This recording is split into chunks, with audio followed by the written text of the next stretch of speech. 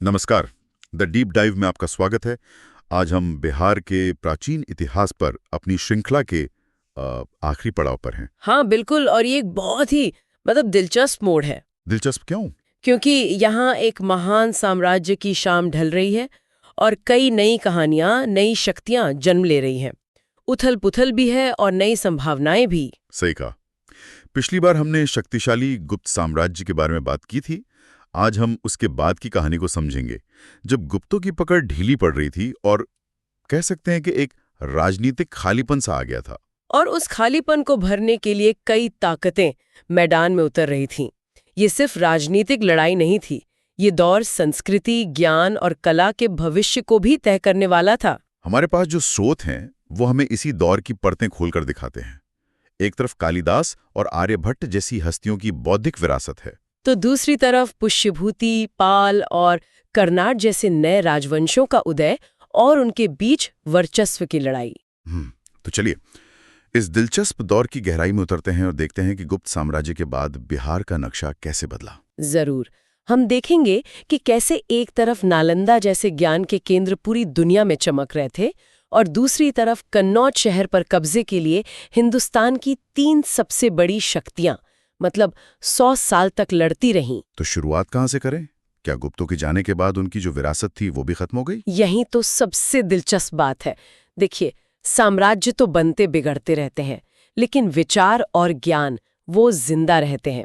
गुप्त काल की सबसे बड़ी देन उनकी राजनीतिक ताकत नहीं, बल्कि उनकी बौद्धिक और सांस्कृतिक विरासत थी। आप कालिदास जैसे साहित्यकारों की बात कर रही हैं। अभिज्ञान शाकुंतलम, मेघदूत, कुमार संभव, ये नाम तो आज भी हर कोई जानता है। हाँ, और सोचिए, ये उस दौर की रचनाएं हैं। ये सिर्फ कहानियां नहीं हैं, ये उस समाज के आत्मविश्वास को दिखाती हैं। लेकिन इससे भी बड़ा एक तरह से क्रांतिकारी काम विज्ञान के क्षेत्र में हुआ। आर्यभट्ट, हाँ, जिनका काम करने का मुख्य केंद्र पाटलिपुत्र के पास ही था। उन्होंने दुनिया को दशमलव प्रणाली की समझ दी। आज की हमारी पूरी डिजिटल दुनिया, पूरी टेक्नोलॉजी उसी खोज पर खड़ी है। ओहो, और कला का क्या? स्रोतों में समुद्रगुप्त और चंद्रगुप्त द्वितीय को कला का बड़ा संरक्षक बताया गया है। मुझे सबसे दिलचस्प ये लगता है कि समुद्रगुप्त को उनके सिक्कों पर वीणा बजाते हुए दिखाया गया है। बिल्कुल। एक सम्राट जिसे भारत का नेपोलियन कहा जाता है, हाँ। वो अपनी पहचान एक संगीतकार के रूप में भी दर्ज करा रहा है। ये कमाल की बात है। हाँ, और यही गुप्त काल की खूबसूरती है। ये दिखाता है कि शक्ति का मतलब सिर्फ युद्ध जीतना नहीं था। कला, संगीत, साहित्य, ये सब एक महान शासक की पहचान का हिस्सा थे। इसका सबसे ठोस सबूत हमें भागलपुर के पास सुल्तानगंज से मिली बुद्ध की तांबे की मूर्ति में मिलता है। ओह हाँ, वो 7.5 फीट ऊंची प्रतिमा। 7.5 फीट ऊंची, एक ही सांचे में ढाली गई। वो उस दौर की धातु कला और इंजीनियरिंग का ऐसा नमूना है जिसे देखकर आज भी दुनिया दंग रह जाती है। तो जब इतना शानदार सांस्कृतिक दौर चल रहा था, तब राजनीतिक तौर पर गुप्त वंश कमजोर क्यों हुआ और उनकी जगह किसने ली? स्रोतों में पुष्यभूति वंश का नाम सबसे पहले आता है। हाँ, जब पाटलिपुत्र में केंद्रीय सत्ता कमजोर हुई तो छोटे छोटे क्षेत्रीय शासक जो पहले गुप्तों के अधीन थे वो सिर उठाने लगे। इन्हीं में से एक थे पुष्यभूति, जिन्होंने थानेश्वर को अपनी राजधानी बनाया, आज के हरियाणा में। बिल्कुल। लेकिन जब हम इस वंश की बात करते हैं तो एक ही नाम गूंजता है, हर्षवर्धन। हर्षवर्धन, सही कहा। उनके बारे में हमें इतना कुछ कैसे पता है? क्योंकि हमारे पास 2 बहुत मजबूत स्रोत हैं। एक है उनके दरबारी कवि बाणभट्ट, जिन्होंने हर्षचरित लिखी, और दूसरे हैं चीनी यात्री हुएनसांग, जिन्होंने उस दौर के भारत का आंखों देखा हाल लिखा है। हर्षवर्धन ने उस बिखराव को एक बार फिर से समेटने की कोशिश की थी और उन्होंने अपनी राजधानी भी थानेश्वर से कन्नौज बदली। हाँ, एक बड़ा रणनीतिक कदम लगता है। ये सिर्फ रणनीतिक नहीं था, ये एक राजनीतिक संदेश था। हर्षवर्धन ये दिखा रहे थे कि अब सत्ता का केंद्र वो तय करेंगे, पुराना गुप्त केंद्र पाटलिपुत्र नहीं। अच्छा। लेकिन इसका एक दूसरा पहलू भी है। थानेश्वर उनके परिवार का गढ़ था, जबकि कन्नौज पर कब्जा बनाए रखना हमेशा एक चुनौती रही। तो ये एक महत्वाकांक्षी लेकिन जोखिम भरा कदम था। और उनकी शक्ति की सीमा क्या थी? क्या वो पूरे भारत को जीत पाए थे? नहीं, उनका साम्राज्य उत्तर भारत तक ही सीमित रहा। जब उन्होंने दक्षिण की ओर बढ़ने की कोशिश की तो नर्मदा नदी के किनारे चालुक्य वंश के राजा पुलकेशिन द्वितीय ने उन्हें रोक दिया। तो उन्हें हार का सामना भी करना पड़ा। हाँ, और ये हार उस दौर की एक बहुत बड़ी घटना थी। इसने तय कर दिया कि भारत की राजनीति में दक्षिण एक अलग और बराबर की ताकत रहेगा। आपने वेनसांग का जिक्र किया। क्या वो अकेले चीनी यात्री थे जो उस समय भारत आए? नहीं, ये एक सिलसिला था। ह्वेनसांग से पहले फाहियान आए थे चंद्रगुप्त द्वितीय के समय में, और ह्वेनसांग के बाद इत्सिंग भी समुद्री रास्ते से भारत पहुंचे। तो ये यात्राएं क्या बताती हैं? ये बताती हैं कि उस दौर में भारत और खासकर बिहार का नालंदा महाविहार ज्ञान का एक ग्लोबल हब था। सोचिए, ह्वेनसांग ने खुद 5 साल नालंदा में रहकर पढ़ाई की थी। ये दिलचस्प है कि जब उत्तर भारत में हर्षवर्धन का दबदबा था, तब भी मगध यानी बिहार के दिल में गुप्त नाम जिंदा था। इन्हें परवर्ती गुप्त कहा गया है। ये कौन थे? ये मुख्य गुप्त साम्राज्य की ही एक शाखा थे, जो अपनी पहचान बनाए रखने के लिए एक तरह से संघर्ष कर रहे थे। इनका लगातार कन्नौज के मौखरी वंश से झगड़ा चलता रहता था। तो मतलब हर्षवर्धन की बड़ी कहानी के नीचे ये छोटी छोटी लड़ाइयां भी चल रही थीं। बिल्कुल। इनके आखिरी शासक जीवित गुप्त द्वितीय के बारे में बड़ी बड़ी बातें लिखी गई हैं, लेकिन सच तो ये है कि ये घटती हुई ताकत थे। तो उत्तर भारत में जहां हर्षवर्धन थे, वहीं गंगा के पूर्वी मैदानों में यानी बिहार बंगाल में एक बिल्कुल अलग और कहीं ज्यादा दिलचस्प राजनीतिक प्रयोग चल रहा था, पाल वंश। पाल वंश का उदय भारतीय इतिहास की एक अनोखी घटना है। आमतौर पर सत्ता या तो तलवार के दम पर मिलती है या विरासत में। हाँ, लेकिन स्रोत बताते हैं कि उस समय बंगाल और बिहार में इतनी अराजकता थी जिसे मत्स्य न्याय कहा गया। मत्स्य न्याय मतलब बड़ी मछली छोटी मछली को खा रही है वाली स्थिति। तो उस हालात को खत्म करने के लिए समाज के सरदारों ने खुद एक योग्य सेनापति गोपाल को अपना राजा चुन लिया। ये तो कमाल है। मतलब ये एक तरह का चुनाव था। हाँ, चुनाव जैसा ही। ये उस दौर की हताशा और स्थिरता की चाह को दिखाता है, और गोपाल ने इस भरोसे को सही साबित किया। उन्होंने बिहार शरीफ के पास ओदंतपुरी में एक बौद्ध विहार बनवाया, जो दिखाता है कि उनका झुकाव बौद्ध धर्म की तरफ था। बिल्कुल। उनके बाद आए उनके बेटे धर्मपाल, जो इस वंश के सबसे शक्तिशाली शासकों में से एक थे। धर्मपाल ने तो भागलपुर में विक्रमशिला महाविहार की भी स्थापना की थी, है ना? हाँ, और विक्रमशिला जल्द ही नालंदा के बाद बौद्ध शिक्षा का दुनिया में दूसरा सबसे बड़ा केंद्र बन गया। धर्मपाल ने नालंदा महाविहार को भी 200 गांव दान में दिए थे ताकि उसका खर्च चलता रहे। मतलब ये शासक जानते थे कि असली ताकत ज्ञान से आती है, शिक्षा से आती है। सही कहा। और ये सिर्फ स्थानीय नहीं था। अगले शासक देवपाल के समय सुमात्रा यानी आज के इंडोनेशिया के एक राजा बलदेवपुत्र ने नालंदा में एक मठ बनवाया था। अच्छा।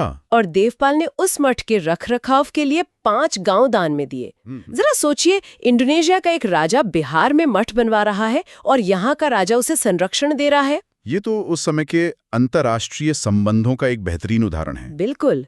ये दिखाता है कि नालंदा सिर्फ एक यूनिवर्सिटी नहीं बल्कि एक इंटरनेशनल कल्चरल जोन था। पाल काल की एक और खास बात बताई गई है, कांसे की मूर्तियों की एक बहुत ही उन्नत शैली। इसमें धीमन और बिटपाल 2 कलाकारों का नाम आता है। हाँ, पालकालीन कांसे की प्रतिमाएं अपनी कलात्मक बारीकी के लिए मशहूर है। नालंदा और कुम्हारार से जो सबूत मिले हैं वो बताते हैं कि ये मूर्तियां सांचे में ढालकर बनाई जाती थीं, जो उस समय की तकनीकी महारत को दिखाता है। सही कहा। कला, धर्म और कूटनीति, पाल वंश इन तीनों का एक शानदार संगम था। पाल वंश के साथ साथ बिहार के एक और हिस्से में एक महत्वपूर्ण वंश उभर रहा था, मिथिला क्षेत्र में कर्नाट वंश। हाँ, जब बिहार और बंगाल में पालों का राज था, तब मिथिला यानी आज के तिरहुत क्षेत्र में कर्नाट वंश ने अपनी एक अलग पहचान बनाई। इसकी स्थापना नान्यदेव ने की थी और उनकी राजधानी सिमरावगढ़ थी। मिथिला के इतिहास में इस दौर को स्वर्णकाल भी कहा जाता है। उनका संघर्ष कैसे चलता था? इनका मुख्य संघर्ष बंगाल के सेन शासकों से था, जो पालों के बाद सत्ता में आए, लेकिन इनके लिए सबसे बड़ा खतरा तुर्क आक्रमणकारी बने। बख्तियार खिलजी? हाँ, इसी वंश के राजा नरसिंह देव के समय बख्तियार खिलजी ने बिहार पर हमला किया और नालंदा, विक्रमशिला जैसे ज्ञान के केंद्रों को तबाह कर दिया। कैसे हुआ? इस वंश के आखिरी बड़े शासक हरि सिंह देव थे, जो एक महान समाज सुधारक भी माने जाते हैं। लेकिन 1324 में दिल्ली सल्तनत के सुल्तान ग्यासुद्दीन तुगलक ने बंगाल पर चढ़ाई की। अच्छा। उसी अभियान के दबाव में हरि सिंह देव को भागकर नेपाल की तराई में शरण लेनी पड़ी और धीरे धीरे इस वंश का अंत हो गया। हमने हर्षवर्धन के समय कन्नौज के महत्व की बात की थी। ऐसा लगता है कि ये शहर सत्ता का ऐसा केंद्र बन गया था जिसे हर कोई हासिल करना चाहता था। बिल्कुल, और इसी चाहत ने एक बहुत लंबी और विनाशकारी लड़ाई को जन्म दिया, जिसे इतिहास में त्रिपक्षीय संघर्ष के नाम से जाना जाता है। हाँ, त्रिपक्षीय संघर्ष। और ये नाम इसे पूरी तरह से परिभाषित करता है। ये उस दौर की 3 सुपर पावर्स के बीच की लड़ाई थी। 3 कौन-कौन सी? पूर्व से बंगाल बिहार के पाल, पश्चिम से गुजरात राजस्थान के गुर्जर प्रतिहार और दक्षिण भारत से राष्ट्रकूट। 3 अलग-अलग दिशाओं से 3 बड़ी ताकतें एक ही शहर के लिए लड़ रही थीं। इस लड़ाई को शुरू किसने किया? हमारे स्रोत बताते हैं कि इसकी शुरुआत पाल शासक धर्मपाल ने की थी। उन्होंने कन्नौज पर हमला करके अपने एक व्यक्ति को गद्दी पर बिठा दिया। बस यहीं से वो आग लगी जो अगले 100 साल तक सुलगती रही। 100 साल तक? हाँ, ये कोई 1-2 साल की लड़ाई नहीं थी, ये पीढ़ियों तक चली। इसमें पासा लगातार पलटता रहा। सोचिए, राष्ट्रकूट दक्षिण से हजारों किलोमीटर चलकर आते, कन्नौज पर कब्जा करते। लेकिन वो ज्यादा दिन उत्तर भारत में रुक नहीं पाते होंगे? बिल्कुल नहीं। और जैसे वो वापस जाते, पाल और प्रतिहार फिर से भिड़ जाते। कभी पालों का पलड़ा भारी लेता तो कभी प्रतिहारों का। ये उत्तर भारत के इतिहास का शायद सबसे उथल-पुथल भरा दौर था। तो आखिर में इस लंबी और थका देने वाली लड़ाई का नतीजा क्या निकला? कौन जीता? यही इस कहानी का सबसे दुखद पहलू है। 100 साल तक भारत की 3 सबसे बड़ी ताकतें एक दूसरे का खून बहाती रहीं। अंत में गुर्जर प्रतिहारों को कन्नौज तो मिल गया, लेकिन ये एक खोखली जीत थी। खोखली जीत?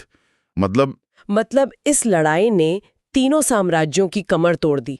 उनकी सैन्य और आर्थिक शक्ति इतनी खत्म हो गई कि जब बाद में महमूद गजनवी जैसे विदेशी आक्रमणकारी आए तो कोई भी उनका मजबूती से सामना नहीं कर सका।